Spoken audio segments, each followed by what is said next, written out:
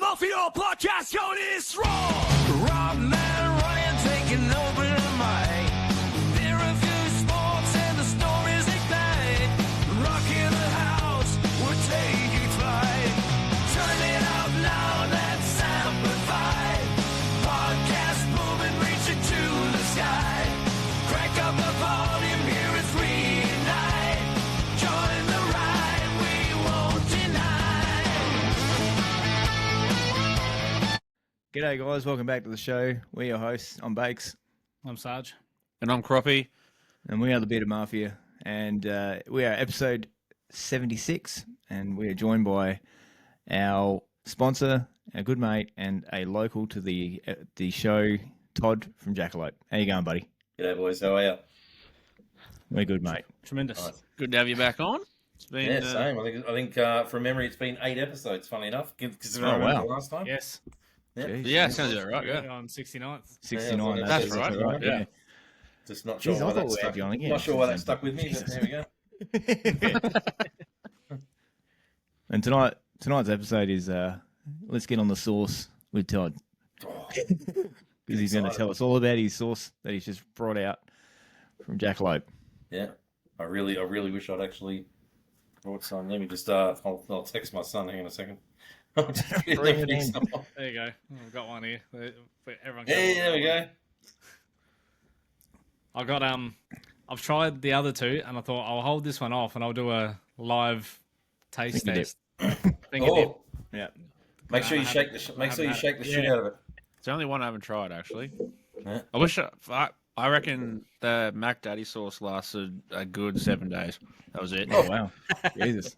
I was just good. making pork smash burgers, and yeah, we'll get into it, but fucking wow. Yeah. No, it's fair. Yeah, I really. I bought I went to Woolworths as well and bought like a couple of different versions of their special burger sauce, yeah. just for a bit of a reference and comparison. And yeah, I don't know how they legally sell that shit, but fair enough. Oh, their special burger sauce is fucking horrendous. It's Yeah, definitely it's special. I'll give them It's that. special, all right. Yeah. Yeah, don't wanna as know in what's get on the special special plus. Yeah. I feel like Yeah. you should. Yeah, it's the kind of shit you'd find in a condom. Fucking the next month. As long as no pickle chunks in there, mate. That'd be. Oh, yeah. I can see a doctor for that. And that's you know. Couple of bits of brie hanging off the edge. Yeah, I've only had 2 beers, honestly. I have. all.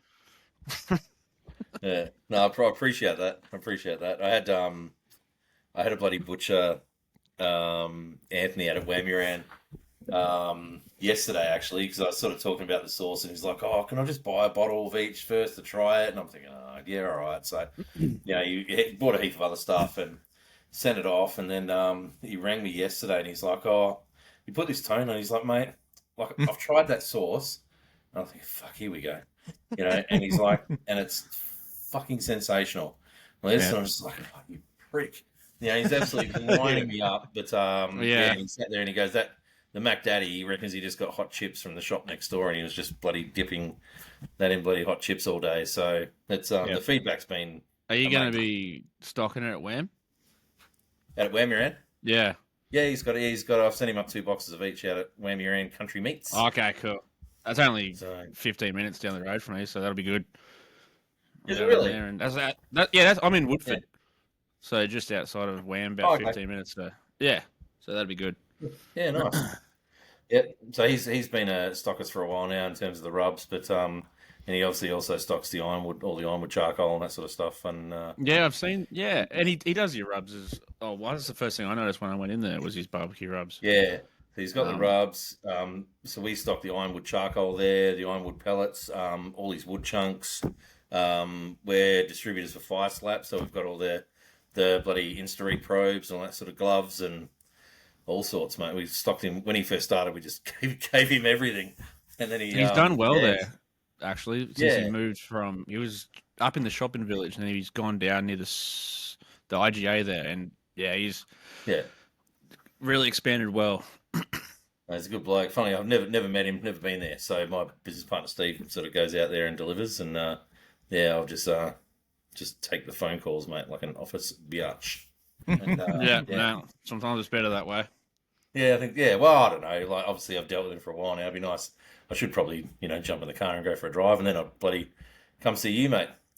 Oh, you can, yeah, Drop by. whatever day of the week it is, you can probably catch me at the Woodford Hotel. It's just a man, One of those of days. pleasure, are you, mate? Just Yeah, yeah. yeah, Yeah. yeah. Nice. No, but he has done well. Like, I really only go there on weekends because it's where I'm usually passing through. But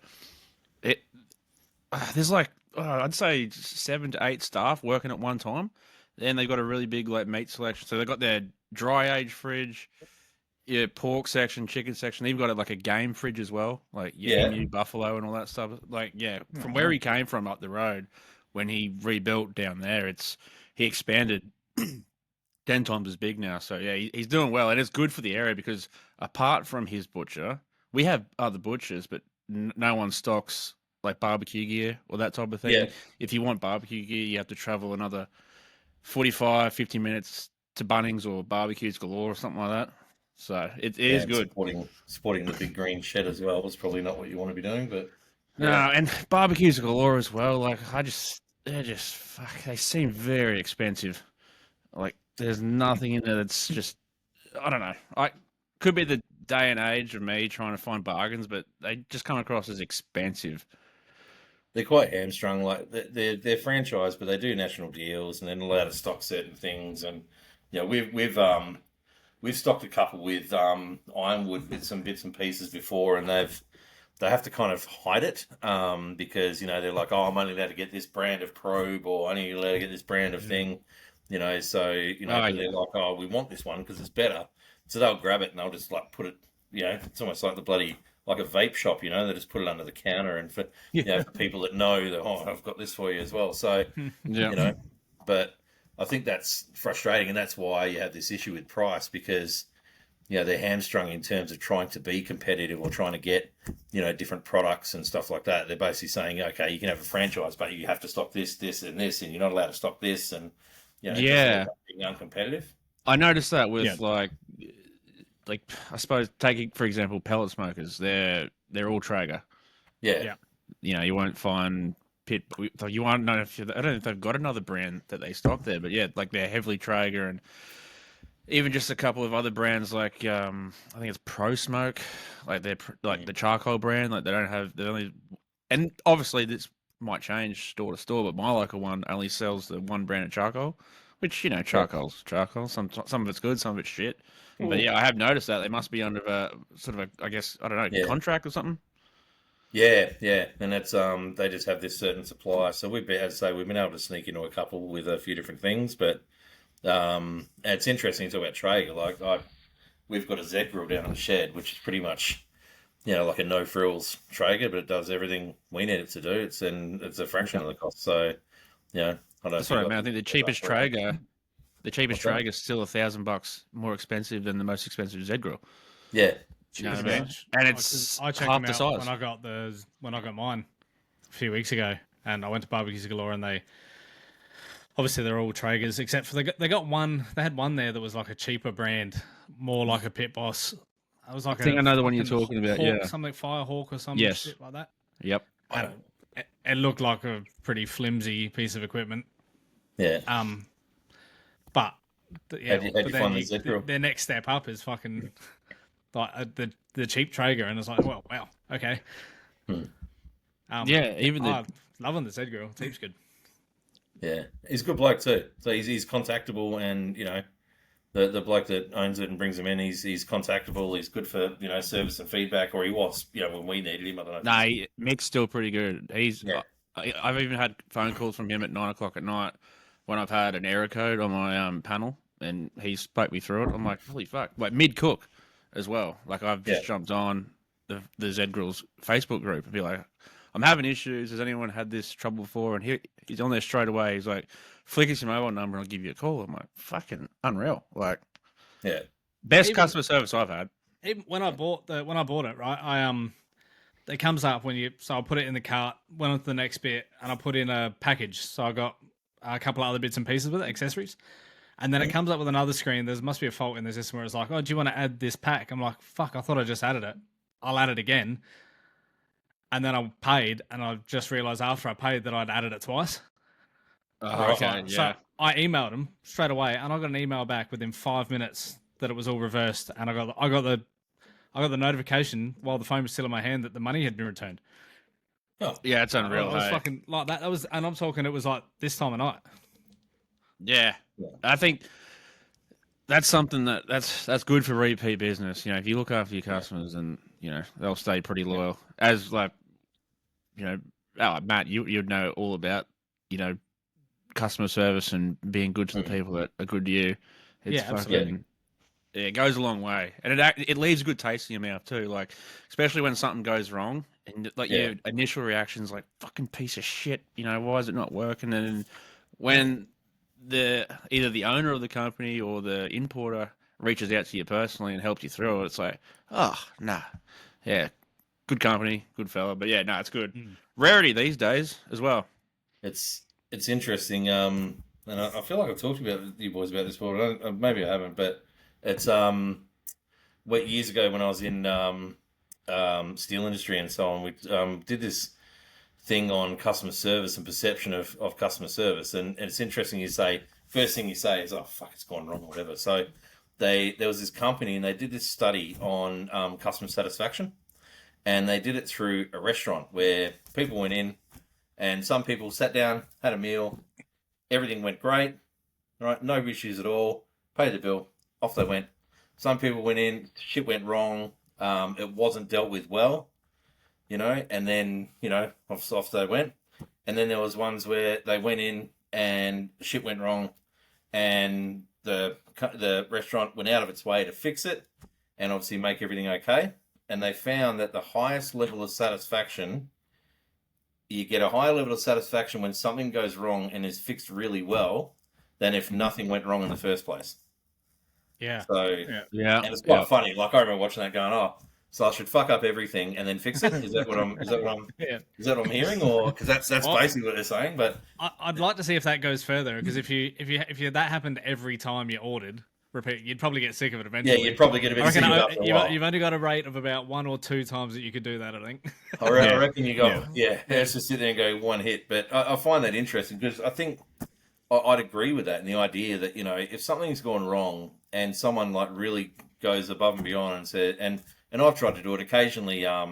We might have an issue with, you know, the dill pickle can sometimes get a bit cakey if it's exposed to moisture and stuff like that, and I just think if anyone ever hits me with that, I just send them, just no problem. Send them another one, send them some stickers, whatever. Just don't even think about it. Even if there's someone sort of says something, you think, "Oh, that doesn't seem quite right."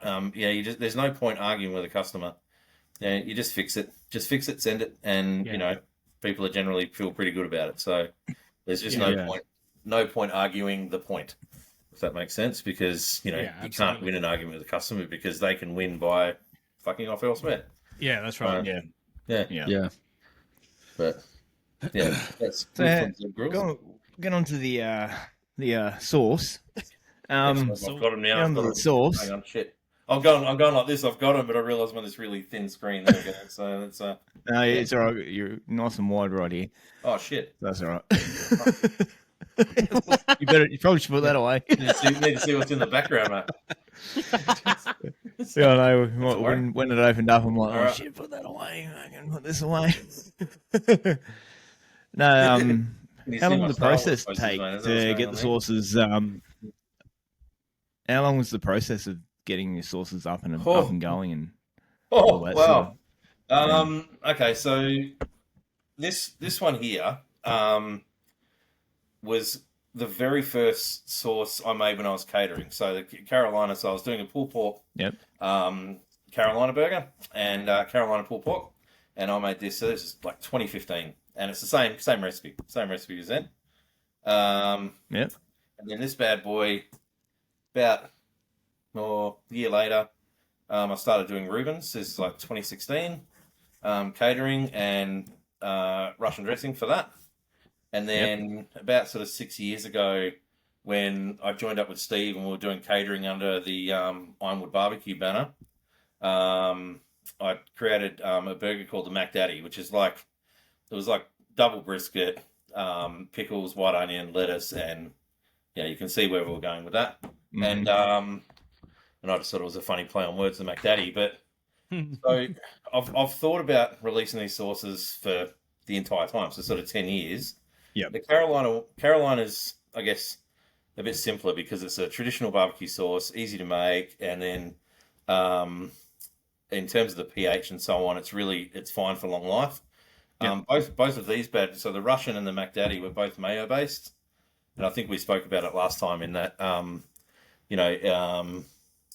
so egg is a dangerous product, so you have to go through a whole heap of testing, and then you have to put maybe stabilizers or preservatives or whatever to be able to make it shelf stable. And I didn't want to do that. I don't like using. I always want to make sure products are natural.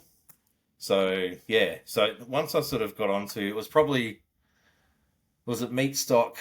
The last one got cancelled. So the one before, when I was chatting to my mate, and he was talking about using aquafaba as an option. So we sort of went back and forth on what that might look like, and he sent me a heap of aquafaba, which is basically these big jars of white goop, which is you can imagine what that looked like. And then so because the issue is that obviously it performs like mayo, it doesn't taste like mayo, so I had to redo the entire recipe, and that took a lot of back and forth because you don't want any sort of push through or overpower of certain items in it. And then once I was pretty happy with it, I went down and spent a weekend down with him, and just did. Oh fuck! So I gave him my recipes, and he did maybe, I don't know, up to 7 different samples, and I'm like, nah, don't like any of them. So I went down and spent the weekend, and then we went from 7 to 13 on the Russian dressing. And I think he was about ready to just punch me right in the face, but it was I'm just a bit of a control freak and perfectionist, and it just wasn't quite right. Yeah, and we're adding a bit of this, and then so what had happened? We're like, oh, try this one. And you're like, oh, no, let's do this, and then we get out to 13, and I'm like, mate, can we just take it all the way back? And he's just looking at me like, because I reckon we were closer there than we were here, if that makes sense. So then all we did was pull it all the way back, and then just make some of the changes I was making here. I thought if we did that to the original one, I reckon we'd have it. Yeah. And ended up nailing it. And then cooking it gave it this really deep sort of caramel color, which is so traditional Russian dressing is quite pale. And my traditional Russian dressing is pale as well, but we made the decision to cook it, and same with the special sauce as well. And it just came up with this really deep caramel color. So I think from the time we were sort of saying, yes, I'm happy with the recipe, that was about 6 months ago. Ago. So we've been going ever since in terms of that. But in terms of the recipe and my desire, 10 years. But that's, as you know, the wonders of ADHD and stuff like that, where you have all these grand ideas and then actually bringing them to fruition are 2 different things. Yep. And but it's been a wild ride, and as I say, like I had to, change my original recipes to be able to suit the fact that they're aquafaba. But I'm happy with it. I'm really happy with it, and they've ended up with if you've got a bottle, you notice it's got a little separation in the bottom. That sort of, I've shook this one, but you'll get a little bit of separation because I don't use stabilizers. So it's important that people understand that, if it's not a bad thing to have that little separation there, it means it's actually more natural. There's a bit of oil in the bottom. So you just need to give it a good shake up, and she's happy days, ready to go. So what's funny though is after all that, we took the kids down to the Gold Coast a couple of weeks ago for a few days on holidays. And it was the first time I actually tried the sauce out of a bottle. So it was, I'd obviously done it a million times of my actual recipe and testing and so on. And then, we did burgers down. We were staying at some apartment and did burgers. And I thought, oh, whip out the McDaddy. But my other half just absolutely loves it. She's got a bottle with her wherever she goes. And, so we thought we'd have it on burgers. And it turns out it's pretty nice. It's pretty happy with it. Damn good. You've got a couple of fans in my kids too now, because I did pork ribs today, and I used that as a dipping sauce for pork ribs. Yeah, right. That was It's nice. Real good. What I've found is that, because my other half's not a huge fan of dill pickles at all, and I thought, gee, she won't like this. But there's something about it that sort of, I've had a few people that are not huge pickle fans, but they still like this. Me, dill You know? pickle. I hate pickles, but I love dill pickle. Just Really? I'm an animal. It's funny, when I'm at meat stock, I sit there and go, oh, you know, do you like dill pickles? And you expect 95% of people are like, oh, I love dill pickles. But occasionally there's someone like yourself, like, I can't stand them. Yeah. And you're just like, oh, do you like salt and vinegar chips then? You know? Yeah. People are like, yep, no, there you go, done. So close enough. And as long as you're into that acidity, then happy days. Yeah, that's right. Yeah. No, but it's been a while, and it's just, even look at them now, it's actually quite, considering how long I've been, you know, using it for myself and so on, to see them actually with a label on and they're out there and they're for real, then it's amazing. Really. How'd the launch day go? All smoothly? Got a good good response? Yeah, it was. As I say, it was probably more because we're in the middle of a whole heap of different stuff, and it was literally just post up out there on the website, and I've still got a whole heap of work to do around, you know, really promoting it. So if anything, it was a soft launch, getting the message out to stockists. So we've had a pretty good uptake from stockists, but it was right at the end of the financial year as well. And what happens is stockists tend to not buy anything for the last couple of weeks for the financial year because they're trying to run down their stock. And then what will happen is, everyone I spoke to, they're like, oh, yeah, on the next order. So we're starting to see a lot come flow through now. So there wasn't that immediate, like, oh, I've got to have it now, because it just sort of, you know, worked with their end of financial year. But we're starting to see a lot come through now where, you know, they're placing their next order, first one of the new year, and adding it on. So I guess you'll expect to see it in a lot more shops over the next couple of months. And then, I'm going to... I was having a chat with the big fella about changing my web page, my e-commerce site provider as well. So I'm playing around with that at the moment, and then I'm going to start putting some packs up. You know, so there might be like a Reuben pack, have pastrami and the Russian dressing, and then, you know, pork pack and stuff like that, and just start playing around with it a bit more. Yeah, that's a good thing. You got, you know, your Memphis dust would pair really well with your Carolina barbecue sauce, and then you got your dill pickle with your Mac Daddy. So good. Another good marketing thing, and obviously you can sell them as a pack of 3 as well. Yeah. Or singly. Yeah. So I'm working with our packaging provider that does. We get, you know, I get specific size boxes made for the shakers to be able to send. So there's no space; they don't fly around. So I'm chatting to them about doing a little gifty box thing for a 3-pack. I don't have the budget of some of the big boys that have their they buy like 5,000 of these things, but so they're not cheap to get, and, you know, I've got a good local packaging guy that'll help me out with that. And then so it'd be nice to set up the 3-pack, and then as I say, some packs that have that work with the rubs as well. But, you know, a lot of work to do over the next couple of months, but there's always too much to do. Always too much to do. So between that and I'm just in the middle of organising the next shipment of charcoal as well, which is late nights because you're dealing with overseas, and it's always a lot of fun. And then obviously, as you guys found, I still have a day job, which is that I have to attend to.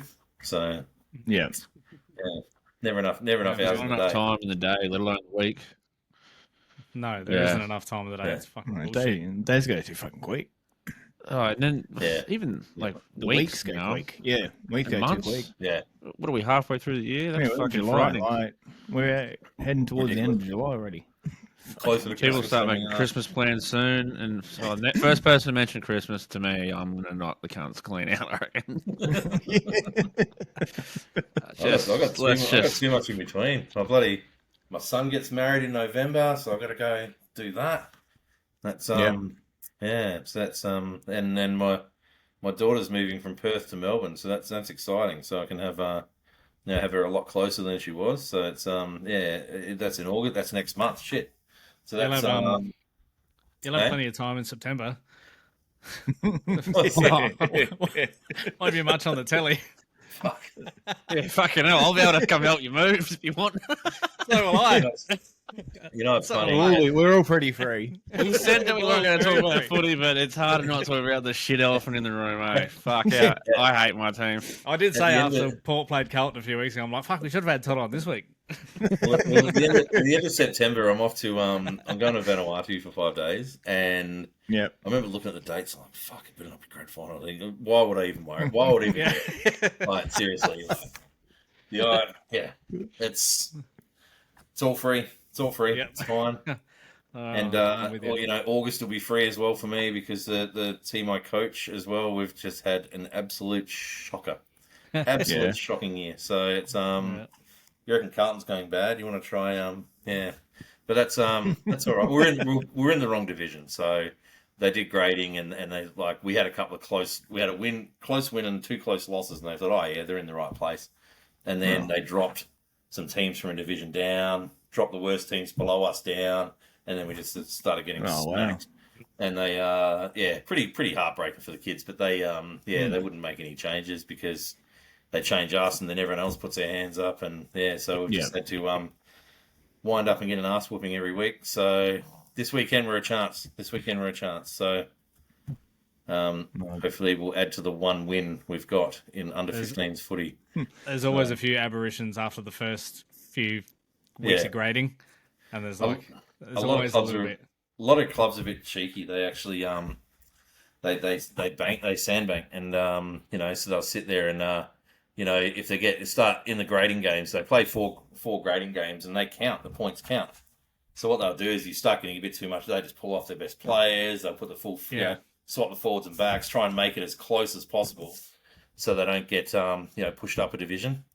Yeah. And then as soon as the regrading happens, they just start, well, where did they come from? All of a sudden they're winning by 100 points every week. So, yeah. Which I think a lot of adults within junior footy forget that it's kids playing.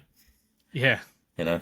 So Oh, bloody oath. But that's all right. So so season will finish for us we've got 4 games left, 4 weeks left, and that'll do us. But it's been a long season. I'm looking forward to not coaching for another 8 months or so.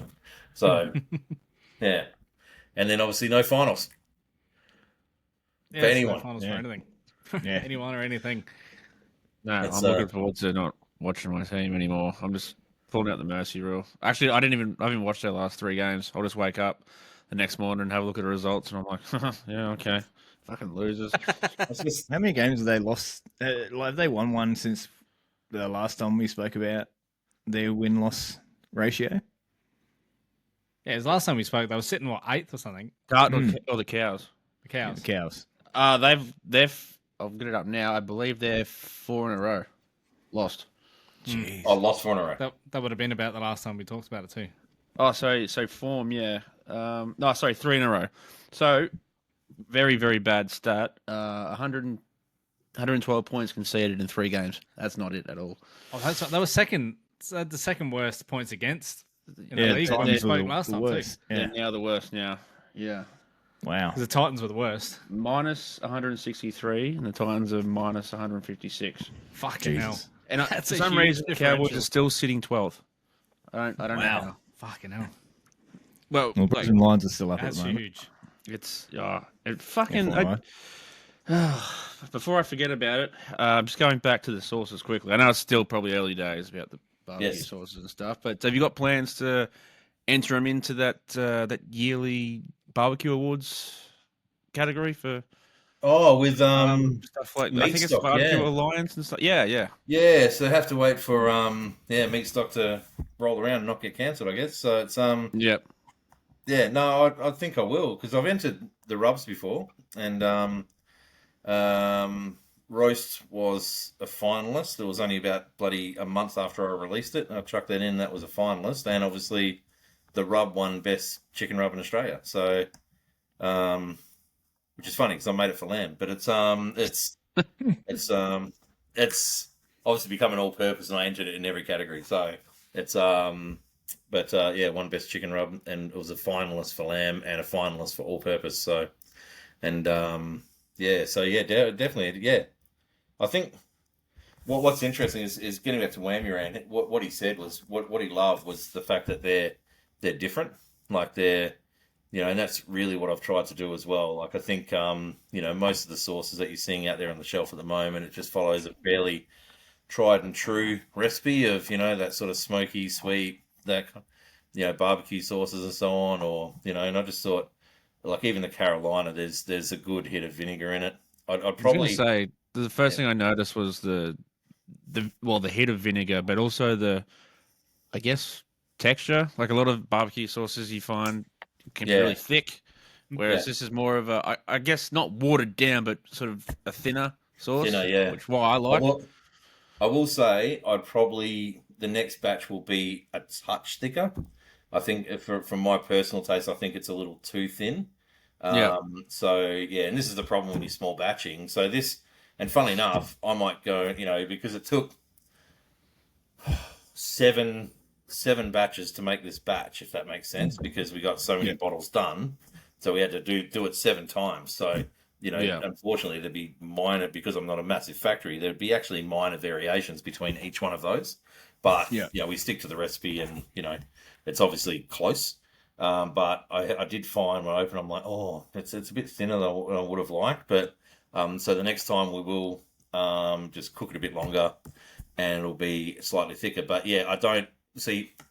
Yeah, when you look at those, it's still going to be a thin sauce. Yeah. So I get what I you're mean, saying. as I said, I personally don't mind it. I was actually commending it, to be honest, Yeah, because yeah, a yeah, lot of barbecue sauces are like, not only are they very similar in taste as well, because as you said, they will probably all follow a bit of a stock standard yeah, recipe base, but I don't know. I don't know. Like thick sauces have their place, but I like the thin barbecue sauce. It's like those videos I watched. As a bloke in America, he cooks barbecue for his massive fire station house, and he uses this Carolina barbecue sauce, and yeah, it almost looks like water when he's yeah, pouring it out for his marinade, and it's a vinegar based one as well. I think the biggest thing is that vinegar base is an absolute home run when it comes to barbecue sauces because it gives a very unique taste. Because when you think barbecue sauce, we all know what barbecue sauce tastes like, yeah. but this is a step outside of that, which I think is great. Like No, it, It appreciate that. leans less on the sweetness. Yeah, The other one's a bit yeah, more on the tangy and it's funny sourness. that yeah. Sour tangy is a good way to say it. Yeah. there's a decent amount of sugar in it, but there's also a decent amount of good vinegar as well. It's not cheap vinegar either, so that makes it, because obviously if it's cheap vinegar, it's just sour. It's just too sort of way too acidic. But I'm all about acidity anyway. But my two favorite barbecue sauces are both the Carolina sauces. So there's this one, which is a tomato-based vinegar sauce, and the other Carolina style is that mustard based sauce. I don't know if you guys have had that. So it's Oh Carolina, yeah, the one yeah, that you. Oh yeah. That is good as well. yeah, Carolina Gold. So it's Yeah. and obviously I've done a fermented version with Sabarak on that, which is like super funky. But a good example would be Lily's Q. Lily's Q make one called Gold, and that's actually yeah, you just love that. But They do the reason, a hot sauce as well. They do a fermented hot sauce. Is it in a little? I swear I've got a bottle of it actually. Sabarak or Uh, I'd have to have a look. I yeah, swear, and I feel like it's familiar. It's not a big bottle either. It's only sort of small. so Sabarak's a fella called Jeff who's here in Brisbane, and we stock his hot sauces with Ironwood, and I sort of had a chat to him about saying like, Carolina Gold's my, was one of my favourite sauces, and he wanted to do like a naturally fermented one. So, and what's funny about it is it just gets funkier as so it just keeps getting funkier and developing because it's all naturally fermented. And but he does a whole heap of different sauces. So he does like a watermelon hot sauce. He's got one called Reap What You Sow, which I've never tasted it, but I've watched people taste it, and that's enough for me. It's fucking hot, like really fucking hot. So Yeah. it's just full of Reap What You Sow, and it's just full of Carolina Reapers, and we sell it for like $25 for a 150 ml bottle. So, but when we first opened the Ironwood shop, we had a hot wing eating contest, and these four blokes, two of them were mates and two we didn't know, and they hop up and they're bloody eating these wings, and it was actually about 8 to start with, and they're dropping out all over the place. And this bloke, we'd never seen him before, he rocks up and he's like this tradie. He's wearing like bloody Bronco shorts, blue chesty bond singlet. His hands are like, callus all over them. And he's, everyone else is wearing gloves, and he's like, nah, I don't need them. Then he's like banging out these wings, and they all got through the reap what you sow. And then Jeff had some reaper dust as well to go on it. So basically, did reap what you sow, and then reaper dust on them as well.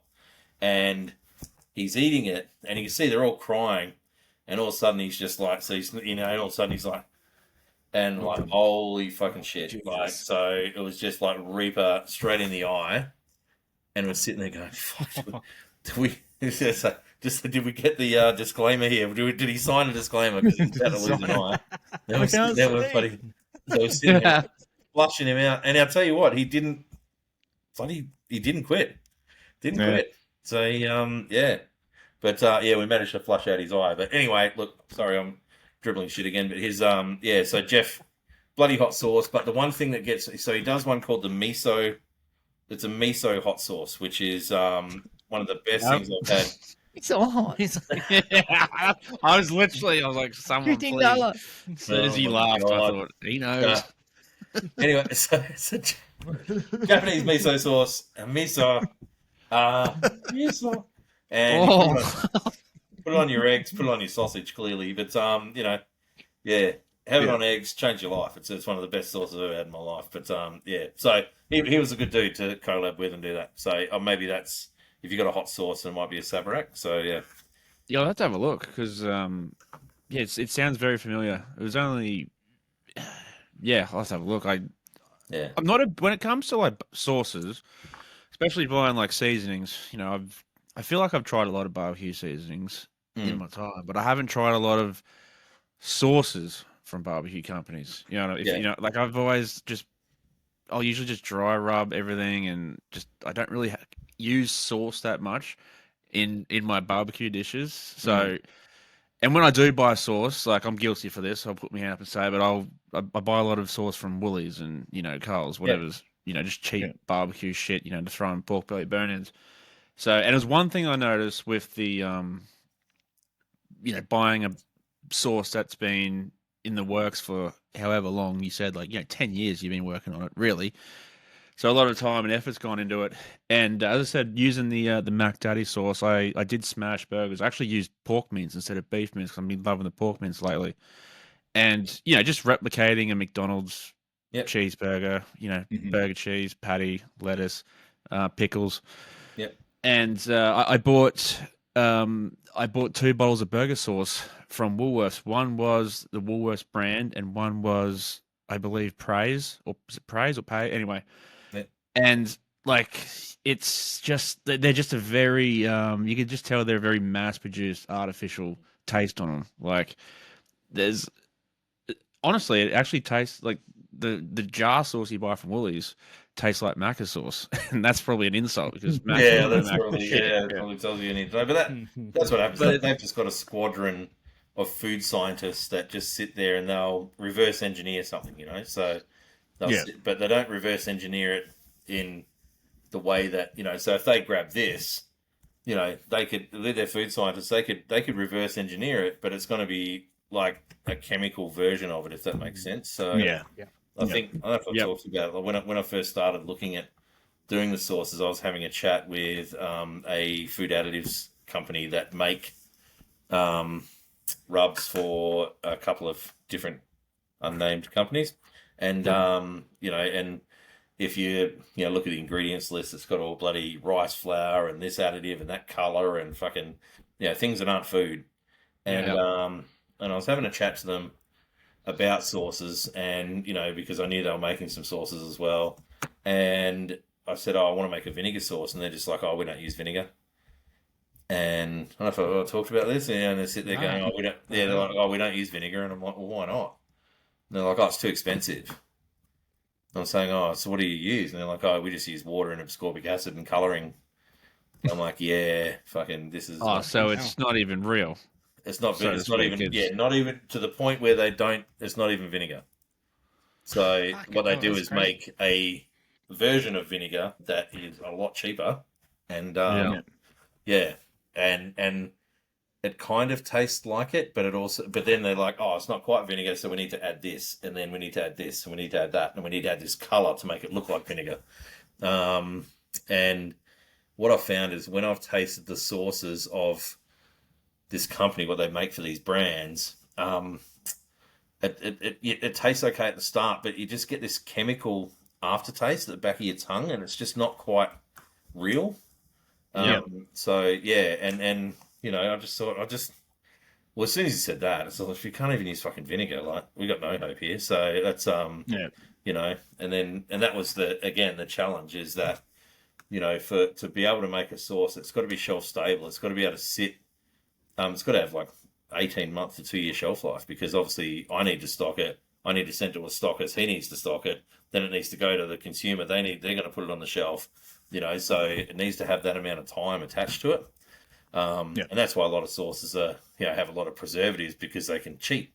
Whereas the reality is, if you can get to a particular pH level, it'll outlast time. It'll outlast you and me. So, it's just got that right acidity and pH balance that it stays good and shelf stable. But you can achieve that naturally. It's just work, and the ingredients are a lot more expensive. But I'd rather do that than just fill with chemicals. Well, if everyone did that, then the ingredients probably wouldn't be as expensive. Yeah, funny that. So, yeah. And that's why. No wonder we got fucking cancer epidemics and shit. Oh, yeah. Well, that's you just, in terms of the colours that are allowed to be used in, I won't get into it now, fucking tinfoil hat stuff, but there are colours that are known carcinogens that are in, in foods that a lot of those foods are fed to kids, and it's unavoidable, I think, in a way. And I'm not going to sit there and think which will go back and, but obviously life would be a lot easier if there were some laws around the use of ingredients and so on, but there's not. So I guess all I can control is what I do, and that's right. Make sure that what I'm doing is all natural, and then people can make their own decision. And obviously, it comes at a cost. It's not cheap, but I think it's also not cheap to make either. And I think hopefully the right people appreciate that I'm not sitting there making it for 50 cents like it's a fucking Woolies burger sauce, and just buying ivory back scratches with the profit I'm making on it. But it's that's right. They're making more money on their fucking $4.50 bottle of sauce, and absolutely they are. You are on that. Absolutely they are. So like, this has got proper dill pickles in it. It's got real white onion. It's got all that kind of stuff, and not cheap dill pickles either. So it's but it's been a wild ride. Another thing I noticed, like the chunky bits in the Mac Daddy, which is what I really loved. Like every certain bite, you might get a bite through piece that is like, oh yeah, that's really good. But then going back to what I was saying before, like if you were to compare your sauce to side by side to it, because I just bought 2. There are fucking so many different special mass-produced burger sauces. Yeah. If you compare all of the store-bought burger sauces besides yours, there is probably not one chunk of anything in those store-bought, because they're obviously mass-produced, but 90% of it's not even fresh ingredients. Yeah, it's a flavouring. So which one thing I should have looked at as well, just to do a side by side of the actual ingredients and the fine print. Compared to yours, which I feel like if you like, normal people would appreciate and would be happy to pay the extra, especially like for anyone who does watch this and loves their burger sauce. I would implore them to go and buy a bottle of the Mac Daddy, and also go to Woolworths and buy a bottle of whatever that shit is, and just taste it, because it's fucking it's mind blowing. Because I used to buy the burger sauce from Woolies all the time. I'm guilty for it, because I'm like, I love that special burger sauce taste. Yeah. But not after that now. No, that is a winner for sure. I appreciate it. And it's funny, like, because there were so many out, I'm thinking, fuck, am I going to be able to do this? Are people going to pay for this? Because obviously you can buy all these ones for bloody $5 at Woolies, and I thought, well, you know what? Like, I'm actually still going to do this because I think it's good, and it's obviously natural, and hopefully people, recognize it. And it's funny, the ingredients. So it's got sunflower oil is the first product, because sunflower oil is what you have to add to the aquafaba to create that mayo.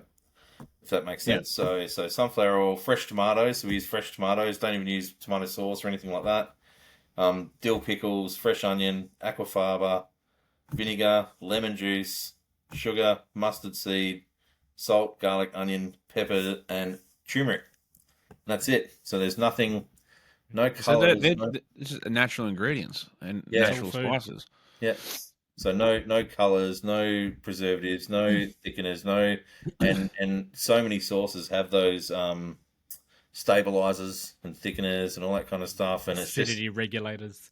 I've acidity never understood regulator. about the color thing because, like, if you compare the color of your sauce to a store-bought sauce, your sauce has got this bright, rich yellow color that looks unreal on burgers, and then you look at the store-bought sauce and it just looks like. Yeah, and it's funny. Like, you sit there and go, like, they're actually putting colors in it, and they're putting the wrong fucking colors because it's not. Because it's not just actually... it's just pale. It's just like Yeah. a really pale orange, like. Yep. Yeah, No. like it's, which was crazy because I'm not really in the know with like the color side of things when people add colors to their products, but I'm guessing it is to achieve a certain color for your product, and it doesn't even colors look in is appealing. because they want it to have it appealing to market, and that's and sometimes they're literally doing the opposite. So No, I love that bright yellow. Like it goes like especially doing smash burgers with the cheese and the lettuce. It's naturally appetizing and appealing. I want a burger now. Yeah, I know, right? Yeah. I'm doing burgers next week. Burger me. I'm going to put another order in. I'm fucking well out. That's all right. We'll sort it out. You want to know what appealing is? A word from our sponsor. I was waiting for a banana joke. Jackalope, Trading Co. Small Batch. Hand-blended spice rubs and blends since 2015. They have rubs for all kinds of cooks and are all quality made. Our personal favourite over here on the podcast is the dill pickle dust. It goes with absolutely everything you can think of. For our loyal listeners, we have a discount code for you to use at checkout. Just type in Bearded Mafia Pod. All one word. Jackalope Aussie made and Aussie proud.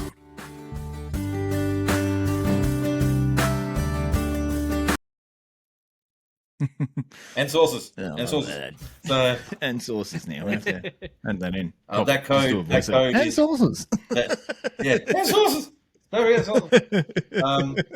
It's that code goes across all. It goes across sauces too. So obviously that's for every product in store, including merch. So yeah, if you put in that code, it'll be that discount off everything. So yeah. Brilliant. So hopefully, people take it up and give it a crack. And did you say you were can going to attest- try the yep. Russian dressing there, Sarge? Is that going to be Yeah. good? Or? I can attest that the code works on everything because Yes. I bought Yeah, everything. should Okay, all right, give that a dip. Yeah, let's have a. So this is the only one that I haven't tried. all Trying to right. get mine. It took me a long time to open it too. I don't know if I'm smells just good too. fucking retarded. It obviously goes better with things. So I would say it's made to go on things. Oh yeah, that's You know what that tastes like to me? It's got a tiny bit of tang to it, a tiny bit of spice to it too. Mm. It almost tastes like a really good seafood sauce with a And spice. so the idea, so a Russian dressing traditionally is like a Thousand Island, like a seafood sauce, and then it's got horseradish, and then I add some chili to it as well, and then there's a few other bits and pieces. But essentially, that base is that mayo ketchup base. And for me, when this one was finished, I thought I'm gonna dip some fucking prawns in this. This is going to be absolutely beautiful for that. It's so a prawn dipper, steak sandwich, I reckon as well. Obviously Reuben's, but again, that's got so the kick is we use a fermented habanero mash. So it's got the you're right. Yeah. So it's got It's got a tiny bit of that kick stuck right here. yeah. So But it's got it's only like 3 on this. So it's just a little warmer. It's not a fucking. yeah. So it's a got kick horseradish, which is like that. So and traditionally, Russian dressing has that. So it's horseradish like that wasabi style sort of kick.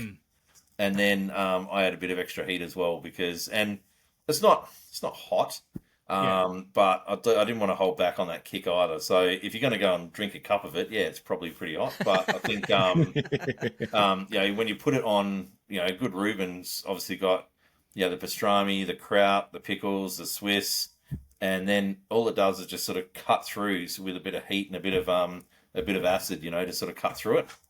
And that's what I was going to talk about with the Carolina as well, is that to me, like, because so much low and slow is obviously rich, fatty cuts, and when you put that sweet smoky sauce on it, all it's doing is just sweet on rich, and the idea of that vinegar is it just cleans the palate. It's just nice and cuts through all the fat. Yeah. Put it on my stomach and cut through some of that maybe, but it's so it's so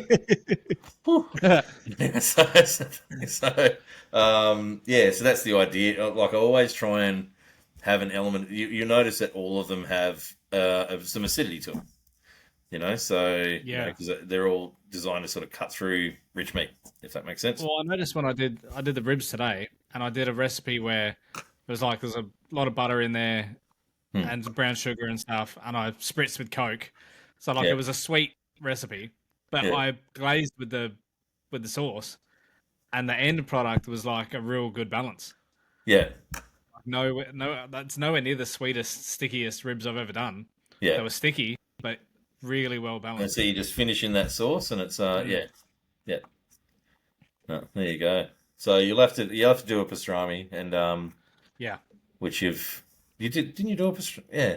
Anyway, I've done a pastrami with the rub. Yeah, you did a pastrami. You've done. I just used a dirty old piece of fucking Woolies silver side to try it out, but it worked really well. Yep. Nothing wrong with that. When I developed it, I tried bloody Meat at Billy's, like, Wagyu stuff. I tried Woolly stuff, and really tried to make sure it was usable on any old cut. And mate, it turns a dirty piece of Woolly's beef into One thing I've noticed, it gets a really good, like, almost like a really deep mahogany color when it cooks, and it actually barks up really good as well. Yeah. But I see a lot of people, I'm not going to name any companies, but I see a lot of people, they bragging about this bark that they get on their briskets, and they're using a charcoal rub, and I'm like, oh. And I've used it before, and it barks up, but it's like... Is it though? Is it bark, or are you just painting your food? But that's the thing. Like, if you time and patience, and you know what you're doing, you can... And, again, like, people say, oh, the perfect bark on the brisket. I'm like, it does present well because that's what we have believed how it should look, but it doesn't, you don't necessarily need it either. It's like the whole smoke ring debate. Like, you don't need a smoke ring for it to taste smoky. No. Either. Yeah. But it does present well. It's not relevant. It's more around the temperature of the meat when you put it on and what's happening with your smoke and so on when you get that smoke ring. I would say to you that if you grabbed a brisket and you put SPG on it, so just SPG, now there's no charcoal in there, there's no coffee, there's no colouring, I guarantee you, you'll get a deep bark on it because it's all natural and it's a salt. So, and what's funny though is the pastrami rub contains no salt at all, but it's got obviously a good hit of pepper, and it's got some other bits and pieces, all natural, and so it actually gets a really nice deep bark as well. And it's got obviously a little bit of sugar in there as well, and that sort of helps develop that caramelization. But the trick to that, I've had people try and copy the pastrami rub, try and reverse engineer mine. They buy mine, try and reverse engineer it and all that, and then the mistake they always make is they put salt in it, and and corned beef is salty as fuck. I was going to say, which is why it turned out so well with the pastrami rub, because I used to use corned meat to make jerky, and the first time I tried it, I had a heap of salt in my marinade, and when I'd finished dehydrating it and the final product, I nearly started dry heaving and vomiting. I was like, holy fuck, that is salty. Fucking dehydrate yourself. Oh, mate, my mouth was like, I could feel my tongue like vibrating. I was like, it was bad because, like, obviously your Woolies piece of corned meat are brined and you can soak them, but which is why I try not to really add that much salt to my cooking as it is. It's like if I got a rub that I'm using, that's why I love the SPG. Like it's such, and if you run out, it's so easy to remake it and whatever. And honestly, SPG goes with pretty damn near 99% of meat you want to cook anyway. Fucking nice. Yep. If you just want something simple.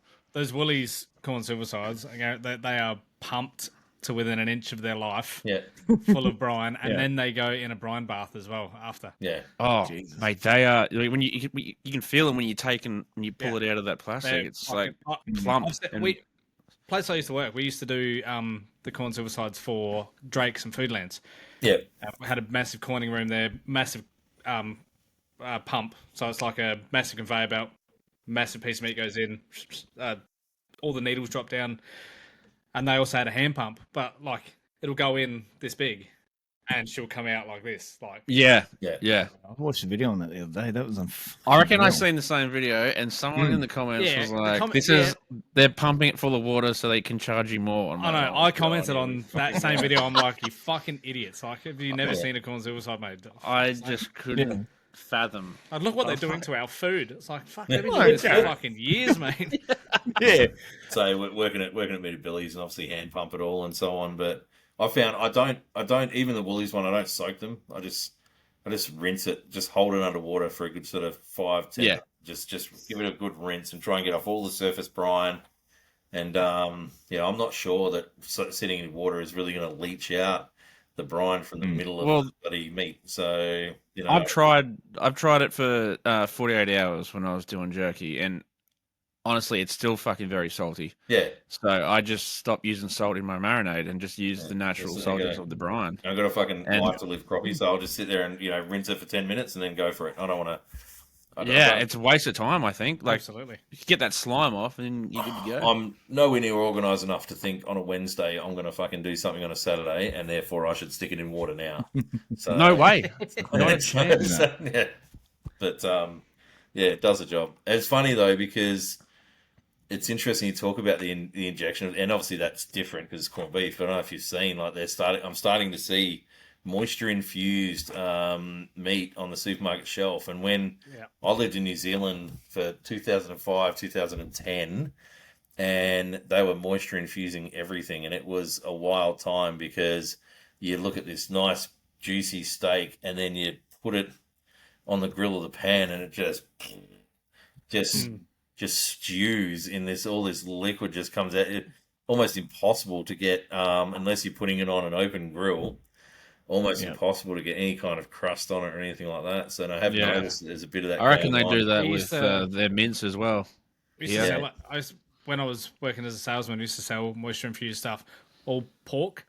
Yeah, pork is the big one. Pork was a big one because a lot of people fuck it up.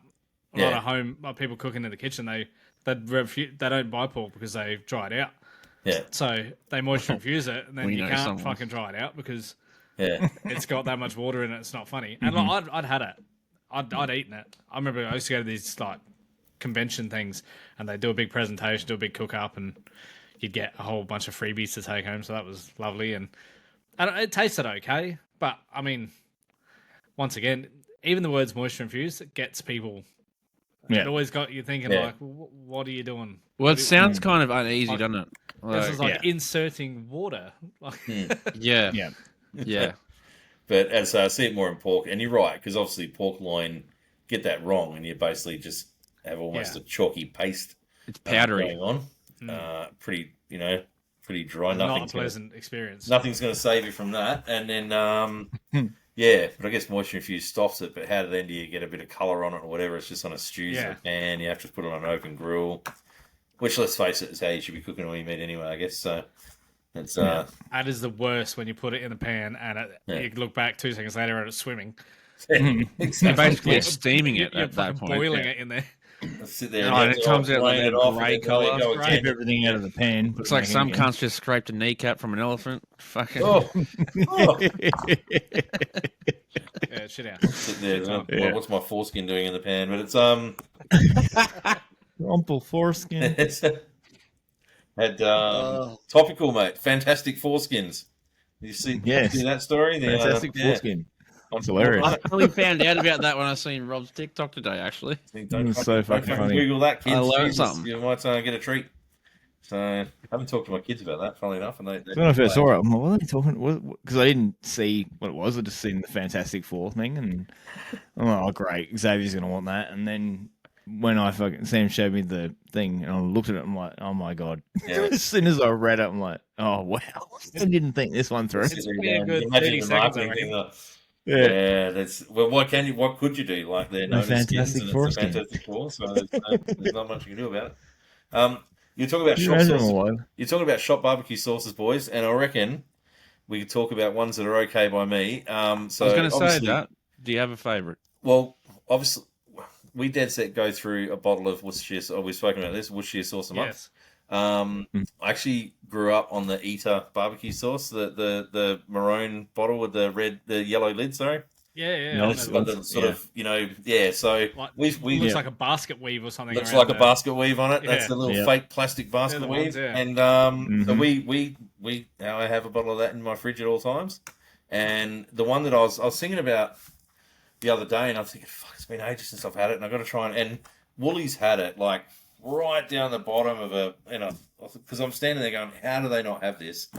And it ended up being right down the bottom near bloody soy sauce, and that is the HP brown sauce. So Oh yeah. Yeah. I got Oh yeah. Yeah. so HP sauce on a bacon roll is just the business. So you make a bacon and egg, put HP on it, and it's just the business. So it's Massive in the UK. yeah. But so I That's what their brown sauce. That's what their brown sauce is. yeah, brown sauce. So we always had that growing up, but then we also had one that's no longer around, and it's been gone that long. I started to wonder whether I fucking dreamt it and it even existed. But is Father's Favorite. I don't know if you ever so you blokes are gonna go, nah, never heard of it. And I'm like, No, fuck, did it never heard of exist? one. Or what's the so There's a Mandela effect right here. yeah, right. I'm sitting Never there going, existed. fuck, it didn't even happen. But I'm pretty sure Cornwell's made it, and Father's Favorite was like a deep sort of acidic barbecue sauce. And I'll tell you, I reckon it's Oh yeah. Well, I do remember this. I reckon it's I formed have part of seen my it. palate in reckon- terms of what I Was want it? There was in a buns. Holbrook's version as well. Is there? Holbrook's. Well, just go on Google Images. Father's Oh Favorite. yeah, I have. Yeah, I saw the old Old just green saw the old bottle. then. Yeah. I reckon I've seen that one. But yeah, you are right with Yeah. another one. The one you said as well, Yeah, Cornwell's. which actually led me. Just go back on the Worcestershire sauce. I don't know if you ever heard of a company, and I haven't. They've gone under now. Well, the bloke who used to make them has stopped it. There was a bloke called Crowley's Hot Sauce. Yeah, Now it's been a while since because there used to be an old guy at the Bowls Club who used to get Crowley's hot sauce in, and he used to do a hot chili Worcestershire sauce. And I really wish I got the chance to try it, but I didn't. So I'm just wondering what your thoughts are on a chili Worcestershire sauce or a actually, spicy Worcestershire that sauce. actually sounds all right. Yeah, because I remember being on the website having a look back in the day, and website's long gone now. I'm talking maybe 4 or 5 years ago now, but I wish I had got it. yeah. But I never got to try it. Could have been shit, I don't know, but it does sound No, very I think appealing. it'd been all right. And there's been a few sort of small batch Worcestershires around, and I don't mind them because they're a bit sort of thicker, and it's kind of Yeah, yeah. that's what I would have, how I would have imagined this sauce would have been, Mm. like more of a, not a liquid, more of a sort of, I remember Burenberg made one, and I don't know if they still do, but theirs is quite yeah. yeah. They still stock that at IGA. Yeah. as It's well. not bad. It's not bad. Beerenberg are pretty good as well. They're not. I mean, they're everywhere, but they're not. I guess they're sort of in between large scale and Yeah. small batch. I think they've stayed relatively true. I think, and well, I don't know. I'm gonna have a look at the ingredients next time and then figure out if I've been fucking a patsy or not. But they do a balsamic beetroot relish, which is yeah. I don't know if you, but none of you boys sound excited by that, but it's actually really nice, really nice. I like balsamic. It sort of bumped me at beetroot, and It doesn't taste like beetroot, mate. So I like No. balsamic. I actually use balsamic as a lamb marinade. yep. So I'm a Yeah, lamb chops, balsamic and that sounds mint, great. and yeah, yum, heaps good. Yeah, no, we use a fair bit. So we've got balsamic, a couple of different balsamic vinegars, and then we've got the balsamic glaze as well. Because I can't be fucked making my own glaze, so I just have the bottle of glaze, and you can pretend like you're at a 1990s cafe by fucking swirling glaze on everything. You know, remember those days where Those old Italians. fucking swirl of fucking balsamic over it. There you go. Yeah. You think it doesn't even matter if the fucking flavors work, because there's your balsamic fucking glaze, and away you go. Must have some fucking balsamic. on it. Yes, goes with everything, It's all mate. over the fucking plate. Exactly. Yeah, that's it. Yeah. Oh, what's that? Want some Fancy- cheesecake, mate? Here's some fucking balsamic on it. You know? That's fancy- like me and peanut butter. I'd put that shit on everything.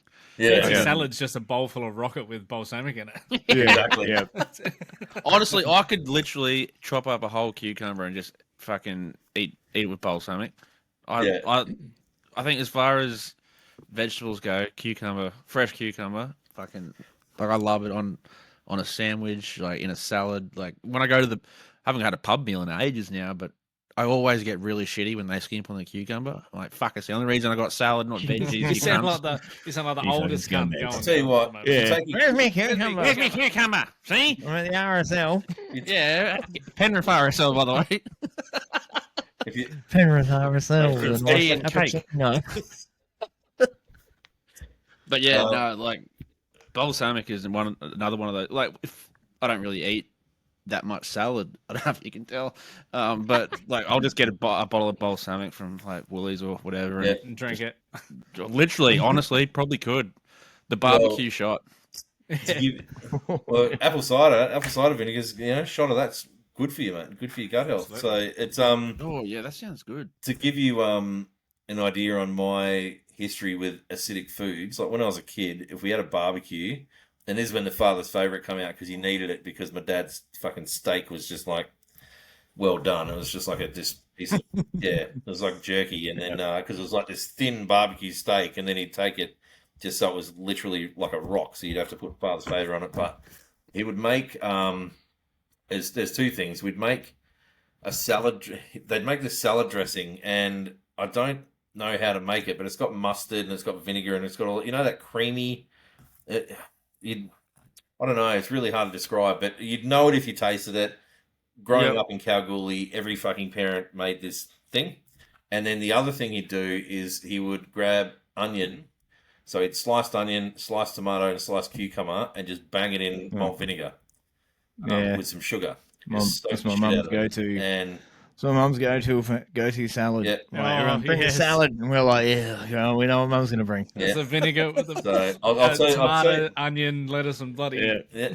So no lettuce. It was basically just tomato, onion, and cucumber just Cucumber, swimming yeah. in malt vinegar. And literally, I mean, Yeah. like swimming in malt vinegar. So Oh, we yeah. could eat it. Yep. And there's this big bowl, and my dad had a few, and he's like, "Oh," I'm like, "I reckon I could drink that." And he goes, $20 if you do. Oh. And I'm like, "Fucking down the hatch it went," Oh, and I loved it. Always loved it. We can literally Yeah. drink, and he didn't give me 20, the cheap bastard. But God. it's funny though. My be auntie, burping up her an go-to absolute- salad was watermelon, white onion, and a little bit of vinegar through it. Oh, wow. And Yeah, okay.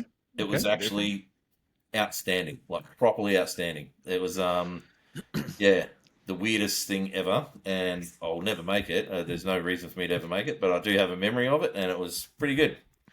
Pretty good. Yeah. So Sounds very different. all these, we should actually, I'll have to send you boys. I got this weird recipe that it showed up in the archives in Instagram, and I'll send it on to you. But maybe we should do that, boys. Maybe we should try and find old, and not anyone can Google just weird shit. Fucking aspic, Frankfurt's and aspic jelly or whatever. But think back to when we were kids, and the sort of shit that people used to bring around. But as I say that, Mhm. yeah, the idea, Fucking hell. My grandma, she used to pickle everything. Like, Yeah. she was big on pickling. Pickle me, grandmother. Pickle me. Pickle me, grandma. And we went away on holidays up to Noosa for, I think it was my birthday. It was towards the end of the year, sort of as a holiday around Christmas time. And we hired one of these villas, and you get like your own private section, like on a canal. And my old man was big on fishing, so he just packed a couple of rods and he would fish off the bank into the canal. And he caught one of these fucking massive eels this one night. And he's like, "Oh, come out here." He fucking had it on the rod. He's like, "Have a play with it. You know, I'll have to cut the line." And Mum's on the phone to her mum at the time, going, "Oh, Gary's just caught a eel," and she's like, "Oh, tell him to fucking keep it, and I'll pickle it." And Mum comes out. And she said, "Oh, you know, Mum said to keep it, and we're going to take it back and pickle it." And Dad's like, "No fucking way. I'm not fucking around with this eel for the next 2 weeks, keeping it in the fridge." But anyway, that was her thing. Every time we went over there, it was pickled meat. Like, I love pickled pork. I think pickled pork is sensational. Like pulled pickled pork as well. Yeah. But yeah, that's a memory that I had back in the day. Was everything had to be pickled, and some things were great. I can't really recall the eel being too flash, but yeah, she did it. Yeah, pickled eel. I don't know, pickled and then seared maybe. I don't know, but yeah. Oh, I was very young, but I don't think I liked it at the time. No. Eels. I don't think I probably like it now, but yeah. Eels very I much grew up an with lots acquired of pickled taste, mate. stuff.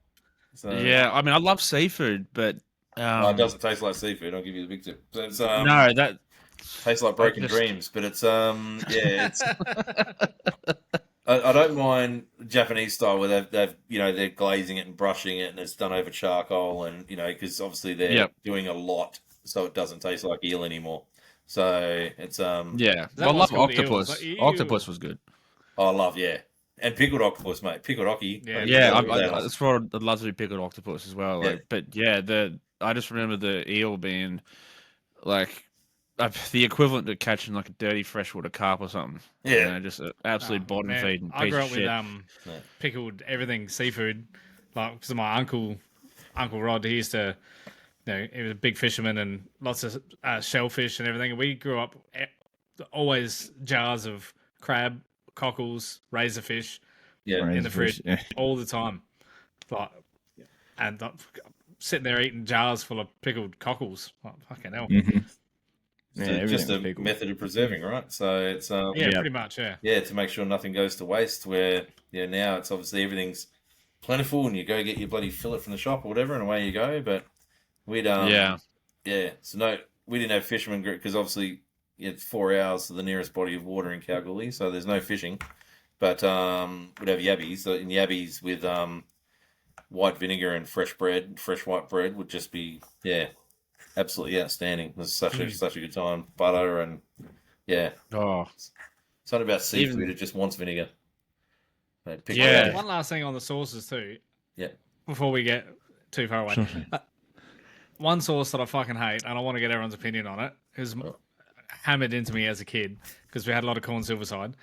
But white sauce. I was going to say, you're going to say white sauce? Yeah, I'm not a fan of it. Fucking hate it, by the way. It's probably the most disgusting. Like, it creeps me out as well. If it touches my meat, I won't fucking eat it. Yep. And that's why wintertime playing lawn bowls is fucked, because then the bowls club will put on a big feed of silverside and white sauce, and I just cannot get around it. They put a bit of parsley through the white sauce, or what's the? They probably do. I don't even look at it. I just buy a packet of Smith's chips and fuck off. That's exactly what I do. I can't do the white sauce. Like, I love a good Alabama white sauce with chicken wings. But I think it's been ruined for me because my mum uses the fucking Maggi packets. I was going to say, your mum's white sauce. Yeah. Oh, God. Like powder, like boiled water into a fucking... It's fucking foul. It's quite possibly the most pointless sauce ever made, because it's just there's nothing, and sort of growing up, everyone's sort of family had a different version of it, and I have tasted some that are okay, and as the fancy people put a heap of curly parsley through it, they chop all that up and it'd be in there as well, and then it just tastes like fucking cum and parsley really, but it's it's when you add mustard. If you add mustard to it, then you got something, So you add heaps of mustard and it turns into a mustard sauce. But I'm at a point now, if I was going to do an old school corn, which I still do from time to time, like I grab a corned beef, chuck it in a vinegar brine, throw in a heap of aromats, I actually chuck orange rind in there as well for a bit of excitement, peppercorns and mustard seeds, and I'll chuck an onion in to sort of flavour it. And then I'll literally just eat it with just whole grain mustard. Just put whole grain mustard on it instead of I just completely bypass the fucking sauce part and just have the mustard instead. But, I agree with that. Obviously now whole grain mustard is. Obviously now I put that on it, but Yeah, whole grain mustard on corned Yeah. beef is beautiful, lovely. Oh, Yeah. yeah. Whole grain mustard like on beef rolls, man. Fucking Yeah. So give me a beef roll. yeah, Fucking. that's true. Like a roast. Yeah. I used to when I was running steel shed down in Yatla, they'd have the muck truck, you know, the bloody the shitty what is it, the corner bloody shop where you get your dim sims and fucking all that sort of shit, and they'd have a roast of the day, and everyone would get it and just fucking plow out with gravy, and I just used to love getting it, and a heap of whole grain mustard and just some tomato and onion and lettuce, and that's try and have so hot meat, cold salad, and whole grain mustard, and it just on a shitty fresh roll, and it was the business. So, and then obviously a couple of dimmies for dessert because I'm a fat fuck. Jimmy's. Oh, Yeah, what love does that. that sound like? Was it? Dim Sim for dessert. I remember one night I come Couple of home, dimmies. I like it. fucking Harrow, and ate a whole fucking bag of frozen dim sims. Cooked them up and ate the whole fucking Like, thing. fuck, you cooked them up. Yeah. Oh yeah. Imagine trying to eat them frozen. Jesus. I broke all my teeth. Let her have her Hey, dirty, well, I got let her have no dirty teeth. secrets, man. That's all right. That's all right. Well, There's yeah, worse what's things the to most do. fat fuck thing you've done? Like I would say getting home one night from the pub and having nothing in the house, so I've just fucking had fresh bread, 8-9 slices of fresh bread with salsa butter in bed, laying stacked high on my guts, just folding it up. I just want to know, did you buttered it and then took it to bed, or did you take Yes. butter to bed? No, I took the butter with me. You did. And Oh I'll my just God. butter them You're at just the laying there. Yeah, I had the fresh bread on my stomach, not buttered. And Is it I- proper butter? Like proper butter, not like margarine. No, yeah, or butter, anything like salted proper butter, that? Oof. and just Okay, yeah, putting I'm it with away. you. I'm with you. I'm with you. I can't do margarine anymore. It just doesn't taste like. It just tastes like cold Yeah. liquid. Plastic. Yeah, I bought But- the yeah, fucking no. fresh bread and butter, and fuck if ideally fresh bread, butter, and good fresh hot chips with chicken Hot salt. chips. Oh, Forget fucking about it. chip That's buddy. the best fucking thing ever. Heaps of butter on it. Fucking Yeah. Yeah. yeah. Absolutely. So those sorts of things, you put on as much butter as you think, and Yep. then you put on another 3 times that amount, and then you've nailed it. I want it running down my arm when I'm eating. Yeah. Yeah, I want to feel butter on my elbow. Yeah. when I'm- Yeah, it's good for you, mate. It's all natural. It's all natural. Absolutely. Butter's the best. That's right. Yeah. No, you couldn't do margarine or even that. I use is it butter soft, that one? It's not block butter. The block butter we use for baking, cooking and things, but butter soft is like it comes in a margarine, but it literally is just butter, but for whatever reason it's spreadable. But you look at the ingredients and it literally just says butter. yeah. You can get some real. You can get a couple of. Obviously, that being one of them. The other, obviously, butter in general is hard as fuck, and I hate ripping your bread in half trying to get your butter on. You just got to read some of the labels because even the butters, some of the spreadable ones do have shit in them to make them spreadable. Have you got a cheese slicer? So Yeah. I use a cheese slicer on a stick of butter, and that sort of gives off a nice sort of thickness of butter. So you literally use your cheese slicer and bang on the bread. There's your butter. Yep. Just leave it on the counter. Or you can grate it. Yeah, just let it sit for a minute. Yeah. I leave it on the counter all the time. Just Go real I never junky put- and get I a never jet put lighter it and back heat in your the knife up. Yeah, well, obviously in summer up here, it obviously gets hot, everywhere, I guess. But yeah, I don't know. I don't think butter would last. Too many. just cut a few, like cut it a cube or a couple of little cubes, then Yeah. leave it in a container out. And Yeah. then once I'm out, restock the little container.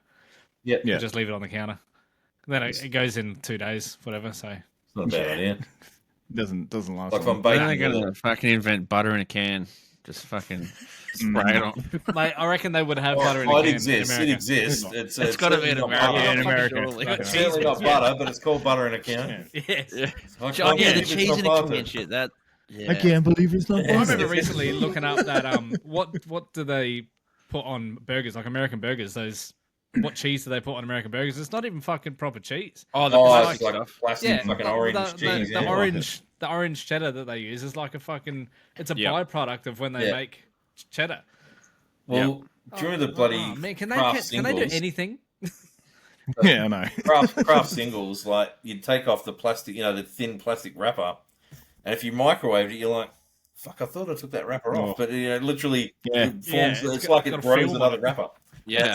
It's, But think about fat shit, because I was just a fat fuck as a kid, and I'd come home, and my mother had obviously had a food business, and she made these Anzac cookies that were like that big, and so we'd smash those. Like when you smash them hot out of the oven and you put them in cold milk, they form this sort of toffee. Anyway, so but I used to come home from school and we'd grab white bread and chicken loaves. You remember the sliced chicken?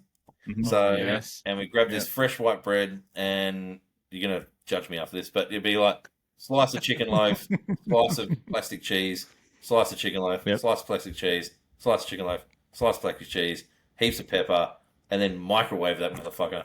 And it was like this doughy, hot chicken fucking cheese mess. It was just, it didn't make any sense at all. The bread was super like doughy after heating it, and obviously all the cheese melt through it, but it just tasted fucking amazing. And it's it's no wonder I was never had a girlfriend at school. But it's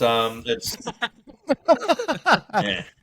But I didn't have a girlfriend, but I had my fucking chicken sandwich, mate. So that's all I need. Oh, fucking A. Yeah. Sounds better. That's all you need. Chicken sandwich didn't It's cause always me going to be grief. there for you. Yeah, Knowing it all was the there trouble for me, that man. women are, it does sound better.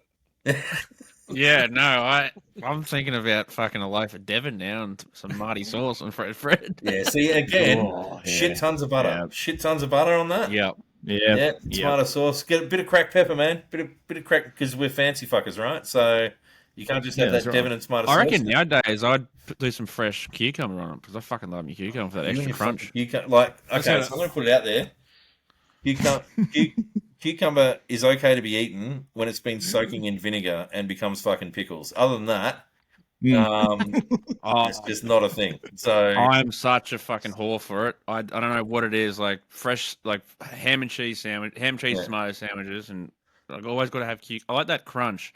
Doesn't taste like anything. Cucumber tastes like nothing. Mate, It's my crunchy kid, water. My kid, we go through about 3. So every day he has a container of cucumber slice. I'll slice a shit ton of cucumber and put it in, and he just and I'm sitting there going, mate, why do you hate life? It just doesn't make any sense to me. But a bit of salt, put some salt on it. Put a bit of salt on that cucumber. And then you got something, maybe, I don't know. Oh yeah, fuck no! I load up on salt and pepper. Yeah, on top of the cucumber. It has to be on top of the cucumber. I can do that. And I used to. There was when I was trying. There was a thing ages ago saying cucumber was just the shittest part of a watermelon, and I could never unhear it. I'm like, That's hilarious. That is too. like yeah. I like the red bit of a watermelon just as it starts to turn green. By the way, that's the best bit. That's the right. Yeah, I like it as well. Yeah. Yeah, It's the freshest bit. I don't like the sweet tip bit. I could give that bit away. Yeah, where it's a bit Sweet. too sweet. Sweet tip. You don't like the sweet tip. All right, got that. No, not the sweet tip. I want the tangy one. Can you just get a little sound bite of that? Can you get a sound bite of that, please?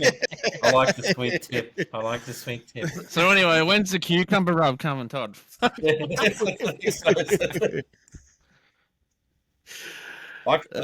we should probably let you go. That's all right. I'll tell you what I might try and do. I might actually try and make something, because I'm actually, secret out. I'm actually trying to put together a Worcestershire season, because we spoke about this about 3 months ago. Yep. And like everything else with me, stay in touch in about fucking 6 years. You might see it. And but I'm going to think about what would make a perfect slice of cucumber. So to make me want to eat it. Yeah. So not just salt and pepper, just what would make me want to eat it. So I reckon that I didn't have to soak it in vinegar. I reckon Worcestershire would go really well with it. Yeah. Something very vinegary based. I think. No, I'm just going to think like of a something pickle. I could, Like a pickle, I guess. Yeah. just dust it over, just a little dust it over in the cucumber, and then stick it in. Oh, I think the stick it in dill face pickle hole. dust would be sensational. I might try that next time I make a sandwich. Something French oniony. I do like dipping a bit of cucumber in a French onion. Yeah, a French onion dip. Oh yeah. Yeah, that's true. Yeah. Yeah. When you're on We've fucking got diet onion. and fucking can crackers. Do you have a favourite dip? Anyone got a favourite dip? Well, obviously pickle, that kind of stuff. So one of the pickle dips, that sort of thing. But I don't mind a bit of French onion. It's I'm a fiend for French Yeah. onion. I've got to keep it away from me. Yeah, I like Otherwise. French onion. Yeah. I'm an animal. Yeah. At the end of it, I'm like my finger in there going around. Exactly right. I could give the container back to the shop at the end of it. There's no doubt. Yeah. And they take it and restock it. French onion, No probably. problems. What's your thing? I like a good. I hope I'm saying this right. Tzatziki. Yes, Good tzatziki tzatziki. There you go. That's just That's bloody what I get if I can't Greek, get French Greek, onion. yeah, see, fucking cucumbers, mate. There's your problem. So yeah. you It's a know, fucking cucumber fiend. Yeah, you should see me fucking pubic hair. It's long. yeah. That's what it is. Just bloody what When he's in the, Greek yogurt, cucumber, and fucking fruit and veg section. dill in it. Or what else is in it? What else? Which is funny because my fucking blood pressure would be fucking sky high. Yeah. I'm a fat piece of shit. My one cucumber with my 27 beers. Honestly, I don't remember the last time I had veggies or fucking fruit, but I mean, cucumbers, pretty much it. Tomato, I guess. I'd like tomato. Yeah. I could eat tomato just like an apple, to be honest. Like with a bit of salt and pepper As on long it. as they're good ones. You're having a bit of dinner. Yeah, they have to be good. So what'd you have for dinner tonight? KFC. KFC. Oh, okay. No, well, there's potato there. But I took the lettuce off and put cucumber on. No, I didn't. So you don't have vegetables with your dinner? Is that what I'm hearing? Or Not really. Like, so if I'm doing a cook or anything like that, you know, usually when I do a cook, I'll do a big cook, so I'll eat that particular piece of meat for the next 4 or 5 days. yeah, But when it comes to like, I mean, sometimes I'll if I'm doing a roast, I'll do like potato and corn. That's probably as far as I go when it comes to veggies. But I don't do it's been a long time since I've done a Sunday roast because I've always been like terminally hungover from the night before, so I haven't really got around to it. But I do like a good Sunday roast. Actually, me and my mate were talking about this a couple of nights ago, and I haven't had them for ages. And it's a bit of a, you know, you either love them or you hate them. But I really want to try some deep fried Brussels sprouts. I'm a big fan of the old Brussels sprout, or like a big fan of broccoli as well. But like deep fried, like in panko crumbs. I know I'm really taking the piss out of fucking eating healthy here, but yeah. yeah. If you it's like I'm gonna deep fry it and dip it in chocolate, and then it's gonna But Yeah, because I just seen KFC in America just brought out deep fried pickles, and I'm like, yeah, fuck, I want to try them. yeah, so Definitely want to. I sell dill pickle dust to a pub down here, and they sell frickles, which are fried pickles slices. And what I find is when they deep fry the pickle slice, it loses its flavour. It's just baked with batter. So what they do is they deep fry the pickle slice, and then they put fucking pickle dust on it, so it tastes like pickles again. So that's Oh, okay. So it sort of That's good. defeats the purpose in frying them. I think it does. If they guess, if the batter's a bit fatty and a bit oily and so on. So, but for you, Brussels sprouts, I love halving them, and they hit the pan. Get that real caramelization, and hit it with some chorizo, something like that. So I find that actually goes really well. So something like a chorizo, So that works well. I probably only just maybe the last year and a half like eating Brussels sprouts because I was always one of those people that if the majority of people said something tastes like shit, then I wouldn't even try it for myself. Yeah. But, cooking all the time and wanting to try different things, it's like no. Now I make up my own mind, and I'm a big fan of Brussels sprouts. If Never thought I those would be. people were anything like me and they grew up having Brussels sprouts steamed with nothing Make on you- them. Oh, Oh mate, yeah, like and you know what? steamed or boiled Brussels sprouts. My Yeah, sister used to with cook it all no the salt time, or pepper and even. I'd have to sit out on the road because the house smelled like shit. Yeah. Like Yeah. fucking. Well, it's like They smell like farts. It's no good. I make you fart like a bastard too. But it's so we have broccolini, and we'll fry off like shallots, really fine diced shallots, chili, garlic, and then so you fry off the broccolini, and then you take it out, fry that off, and then you put broccolini back in, you squeeze lemon juice over it, and it's just sets broccolini on fire, man. And obviously does the same for broccoli. But I'm going to tell you a simple, because we don't really have time to do Sunday roast and stuff like that. So I do this thing with chicken. Do you eat chicken? Yeah. Yep. Well, yeah. Yeah. So you get chicken drumsticks, which cost like fucking $6 a pack. It is so cheap. And and you just sort of pat them dry, stick them in a bowl. Put the rub on it, and then you get a heap of potatoes, peel them, and cut them into wedges, literally in the same bowl. The rub, so olive oil, the rub, so everything's got a nice coating. You squeeze the juice of a lemon over it, right, and then just like stir it, and then literally chuck the whole thing in a tray, and 180 degrees, 40 minutes, and basically what happens is all the chicken juice, the lemon, all that sort of stuff sits in the tray. So you get this crispy wedge on top, but the underneath is sort of soft and it's got this acidity, and it's hard to describe, but it just works. And 40 minutes, take it out, and then literally one pan. And, if you want to be fancy like me, I just literally slice carrots, put it in with butter and oil in a pot.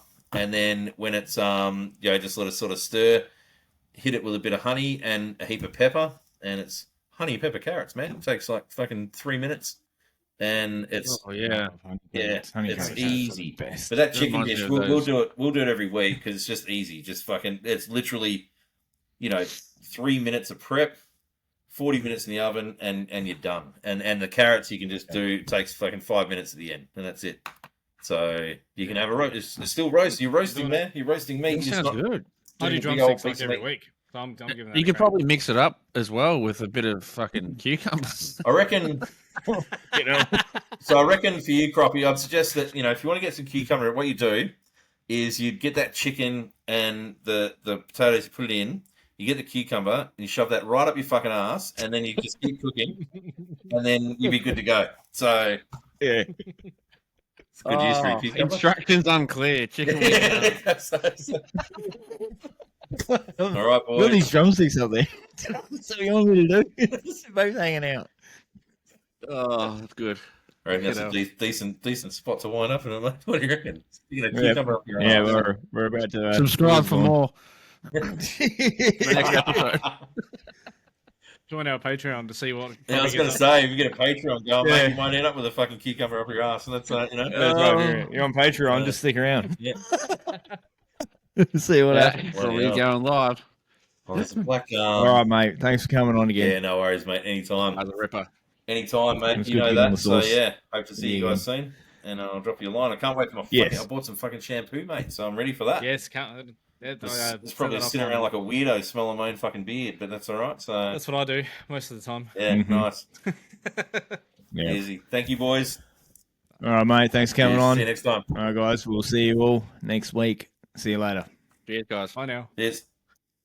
Bearded Mafia Podcast, yo, this raw. Rob, man, Ryan taking over